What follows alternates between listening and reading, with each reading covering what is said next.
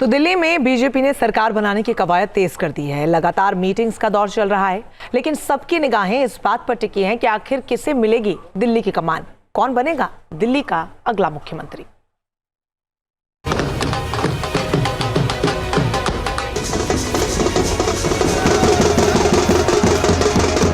दिल्ली में बीजेपी ने 27 साल बाद सत्ता में वापसी की है। बीजेपी को 48 सीटों के साथ प्रचंड जीत मिली। अब बीजेपी में सरकार गठन और नए सीएम के चेहरे को लेकर मंथन चल रहा है। नेताओं के बीच मुलाकात का दौर जारी है। हालांकि पीएम मोदी के फ्रांस और अमेरिका के दौरे से लौटने के बाद ही दिल्ली में शपथ ग्रहण समारोह होगा, लेकिन बीजेपी उससे पहले सीएम का चेहरा और सरकार गठन को लेकर पूरा प्लान तैयार करने में जुट गई है। ये सब चीजें हमारा पार्टी का शीर्ष नेतृत्व तय करता है। पार्लियामेंट्री बोर्ड में सब चीजें तय होती हैं, वहीं से तय होकर पता लगेगा। बीजेपी ने हाल ही में हुए विधानसभा चुनावों में जिस तरह मिसाल पेश की है, उससे सियासी हलकों में अनुमान लगाया जा रहा है कि बीजेपी किसी नवनिर्वाचित विधायक को मुख्यमंत्री बना सकती है। लेकिन सीएम पद की रेस में जिन नामों की चर्चा तेज है, उनमें परवेश वर्मा, विजेंद्र गुप्ता, आशीष सूद, सतीश उपाध्याय, मनजिंदर सिंह सिरसा और वीरेंद्र सचदेवा के नाम बताए जा रहे हैं।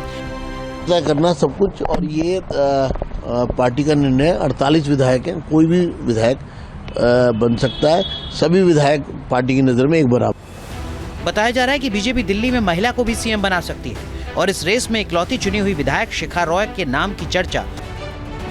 हालांकि सीएम चेहरे को लेकर अभी कई मैराथन बैठकों का दौर चलेगा।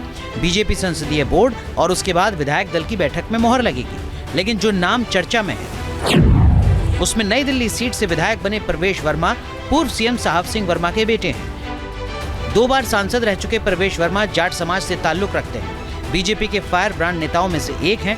हरियाणा, राजस्थान, पंजाब, यूपी जैसे राज्यों में संदेश साधने के लिए बीजेपी ये दाव चल सकती है।